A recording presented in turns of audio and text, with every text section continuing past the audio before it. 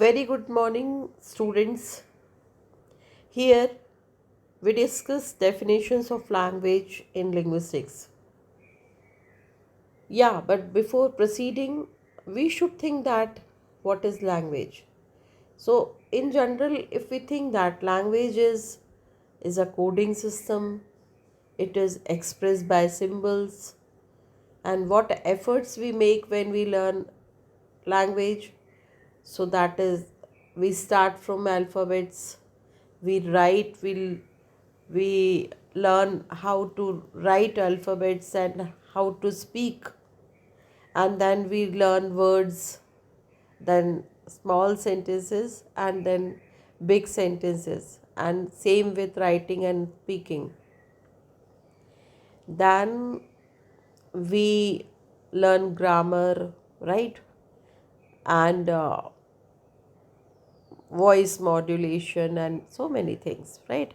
So this way we learn language. Now here we will see definitions of language by famous authors. So let us take first author, that is Ferdinand de Saussure. And Ferdinand de Saussure says that who considered the father of modern linguistics, Ferdinand de Saussure. So that he has done a very big task for language. So Saussure viewed that language is a system of science. First of all, please keep in mind, according to him, language is a system of science, different science, and he has distinguishes between lang and parole. Very common terms, we should be familiar with both the terms, right? Lang and parole. So according to lang is, and this is the abstract, right? Or this is systematic structure of specific language. Of course, it's a language is the lang is the systematic structure.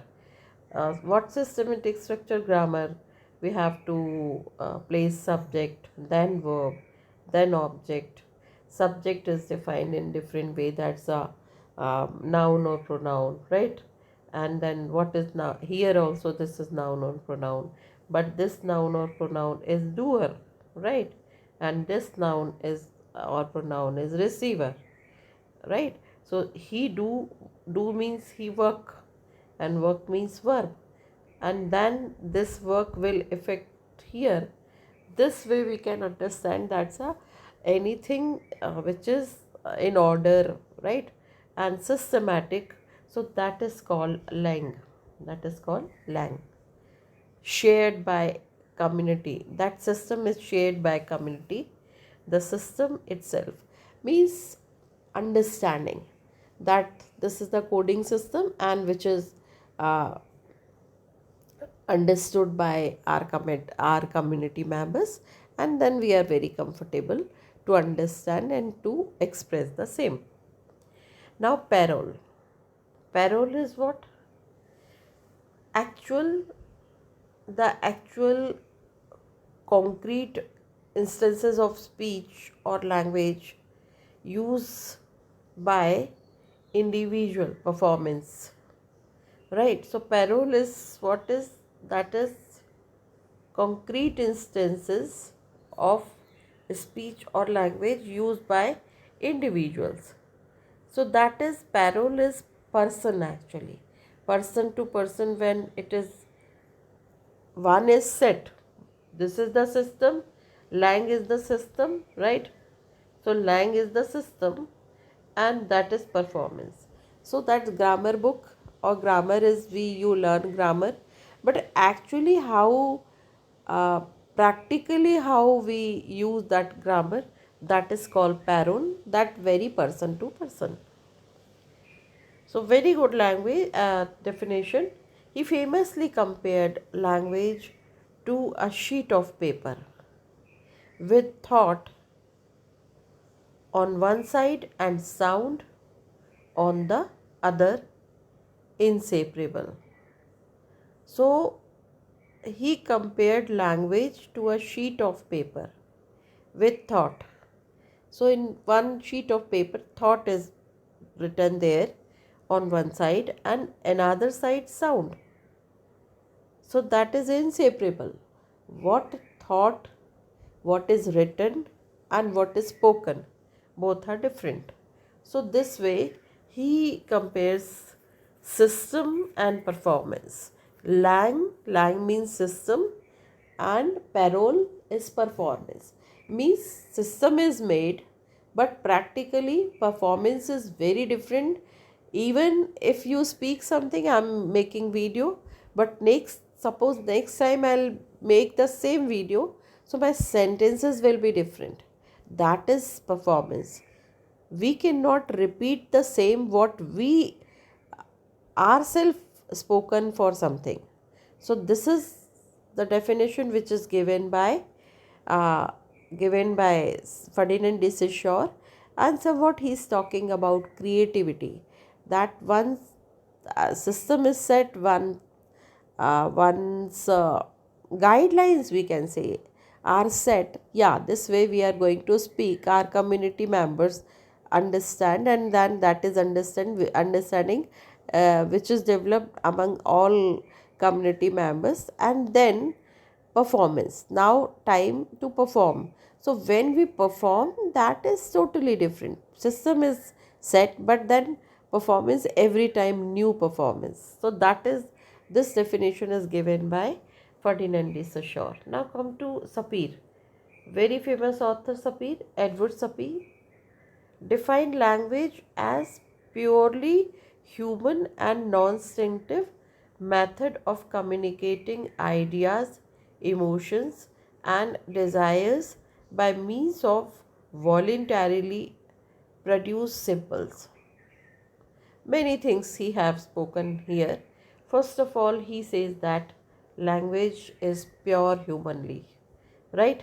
That is human. That is, in this world, other living beings do not have language system. That is developed by only human beings. Number 2, language is non-instinctive method of non-instinctive, not inborn, right? That is not instinctive, that is not inborn, that has to learn when we come on the earth. So second thing. Third thing, language is used for communicating ideas, emotions, and desires, right? By means of voluntarily produced system. We have voluntarily, we have produced, we have created a system. So he has spoken many points in his definition. Sapir says that first of all, this is human, that is uh, purely human. Other living beings cannot speak the language. Number 2, that is non-instinctive method. Number 3, which is used for non-instinctive means not inborn, right? And language is used for ideas, emotions, desires. And by what? By voluntarily produce symbols. We have produced what? Purely PURE. These are the symbols we have produced. So what he says, that he emphasized the cultural and social product aspect of language. So cultural, right? How language is the culture which is used for dancing, singing, other many cultural activities are around us. So that is mainly based on language. So he emphasized the cultural aspect of language and social product of language. And socially, if you talk well, if you talk someone, if you have talking terms, so your relations improve. So that is somewhat social products, right? So cultural and social products he talked about. Okay. Now moving to next author, Noam Chomsky. What Noam Chomsky says, that he says that revolutionize linguistics with his concept of generative grammar. So what he says that revolutionized linguistics with his concept of generative grammar. So Noam Chomsky says that language he has spoken through his generative grammar. He defines language as a set of finite length sentences constructed from a finite set of elements. Little bit tough. Why? Set of finite length sentences. So that's a, suppose I am teaching. So that's a finite length of sentence constructed from a finite set of elements. So what set of elements? I have subject, verb and object. So this way I have made a sentence, I am teaching you. So that is, length is somewhat finite, that this is the length of the sentence, and which is set by elements. Elements is noun, pronoun, verb, right? And then again noun, pronoun, this way. So that is again a system, but we have limited sentence, the length of sentence. We have limited space or limited length for sentence, and limited elements. 26 letters are there, and you can see that what's the creativity, how many sentences we have made with 26, just 26 letters. Through 26 letters, how many sentences can be made. Okay, so then he says that his focus is on the innate. Again, as early author says, that innate, that is inborn, right? Underlying principles, universal grammar. So first is, he says that language is on the innate, right, underlying principles, universal grammar that allow humans to acquire and produce an infinite number of sentences. So what he says that his focus is on innate underlying principles, right? So that is, uh, principle means universal grammar that allow humans to acquire and produce an infinite number of sentences. Actually, we write number of sentences, poetry, in drama, in literature means, and different kind of sentences we make just from a few letters and universal grammar. We follow the grammar and we make number of sentences. For Chomsky, language is primarily is a mental phenomenon, uh, competence, mental phenomenon. If we are not mentally fit, so we cannot speak good language. So that is competence in the mind of the speaker. So that's a English medium students very frequently they speak English. Hindi medium students speak Hindi very frequently. So that is their competence. Okay, so language, what he says that language is primarily a mental phenomenon. That is, uh, that idea is kept in one's mind, and then very comfortably and fluently one can speak any language. So that is Sapir and Chomsky, Noam Chomsky. Now moving to next, that next is Bernard Bloch and George L. Traeger. He defines that a language is a system of arbitrary vocal symbols. Arbitrary vocal symbols. Arbitrary vocal symbols means, arbitrary means decided by someone, right? That is uh, some 5 4 people have decided, and that is by vocal symbols. So he says that's a system of arbitrary vocal, because spoken without spoken language is incomplete. So it is a system of arbitrary vocal symbols by means of which the members of society interact in terms of their total culture. So naturally, culture plays a very important role in language. So what they say that language is a system of arbitrary vocal symbols, and that shows the culture. Okay. Now this definition highlights the arbitrary nature of linguistic sign and its social function.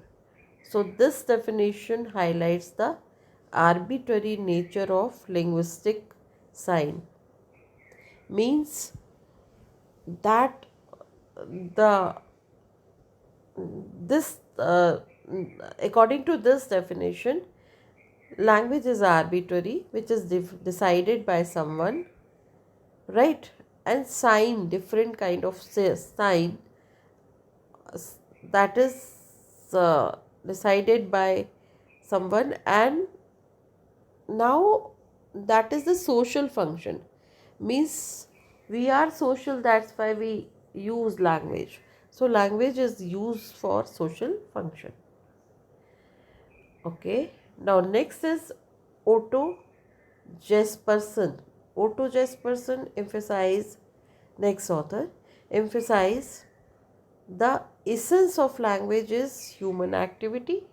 Like we have already, other authors have already told that that is spoken by human being only. So that is human activity on the part of one individual to make himself understood by another. So that activity where two parties, two people, right? So that is activity on one part, or on the, or one individual to make himself understood by another. So that is a conversation between two, or activity on the part of that other to understand what was in the mind of the first, means conversation. If two people are talking, so both have the same system, both understand the same system, and that's why uh, they are comfortably talking to each other. This is the definition given by Jesperson. This definition focuses on language as a human activity for mutual understanding. Okay, so here what, that's a very easily a very good definition he has given. That's a, it focuses as a human activity. So human can use language, and that is mutual understanding, and that is our mutual understanding. And I gave you conversation that two people, two parties, people, right, that they understand that what they are talking, and that's why they comfortably talk to each other, because they are familiar with the symbols and all, and that's why they talk each other. Now next is M.A.K. Halliday. From the perspective of systematic functional linguistics, Halliday sees language as a system of meaning, a semiotic system, which is called system of meaning, semiotic, right? So that is meaning, right? He focuses on how language is used to make meaning in various social contexts. So that focuses on many things. Means if you speak means choice of words, voice modulation, which reflect your mood, your idea, your standard, your background. So language, through language actually uh, we show our mindset, our personality, our thoughts, right? So here very good definition actually, that is semiotic system means system of meaning. So system of meaning means same sentence but with different mood, different tone, different pauses if used, so that reflection will be different. So what he says, that his focus on how language is used to make meaning in various social contexts, right? So that in different social contexts, our tone, our sentence, our choice of words, modulation will be changed, and accordingly that is used in different social contexts. Language is used in a different way, what Halliday says. So finally, in summary, while there is not a fixed number, you can identify several distinct and influential definitions or perspectives from famous linguists. Each highlights different facts of what language is. So many linguists have given definition, but what language is, that is structuralist perspective. So sure, language is an abstract system of sign structure. He talks about, Sashore talks about structure, and he says that language as an abstract system of signs, right? So that is the system of symbols or signs. Then cognitive or generative perspective, Chomsky says that language as an innate mental faculty. Chomsky has emphasized that that is mental faculty, innate mental faculty, because inborn our intelligence, according to one's intelligence, language is spoken, and a system of for generating infinite sentences. I told you, if I am teaching, I am speaking here, but if I make same video, if I make video on the same topic, so my sentences will be definitely will be different. So that is infinite sentences.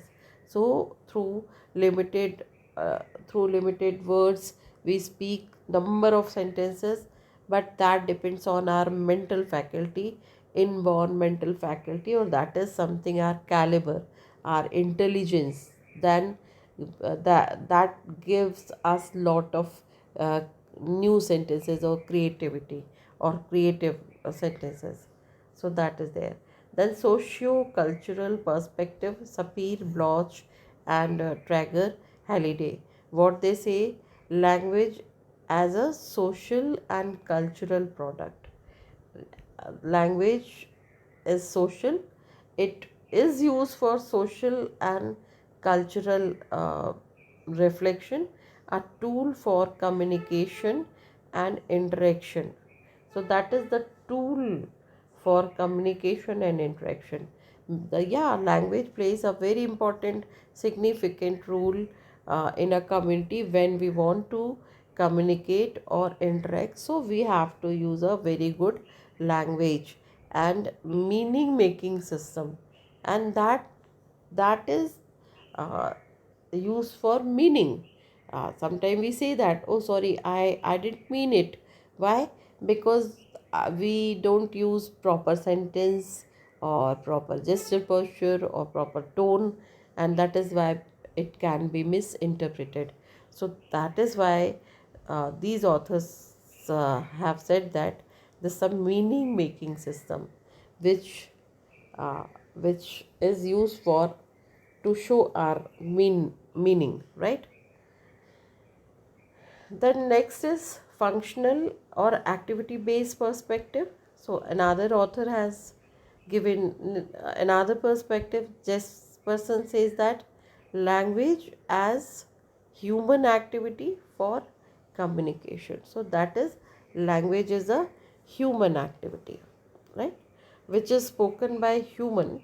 So that is uh, activity based, right, for communication, to different activities and different communication.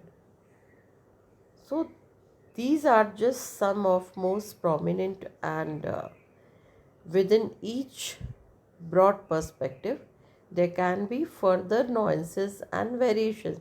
So this is not; these are not uh, like definitions, whole definitions. It is, there are nuances and variations in the language. So the richness of linguistics lies in these diverse approach to understanding such a fundamental human phenomena. So that is basically, language is the human, that can be, that not can be, that is spoken by a human being only. So because of our developed mind and organs of speech, right, brain, we have created a very good system. However, there are just 26 letters, but through 26 letters we have we can create multiple n number of sentences, and we can express in many ways. So that is the beauty of language. So thank you so much, and we'll discuss in next video. We are going to discuss the same in detail.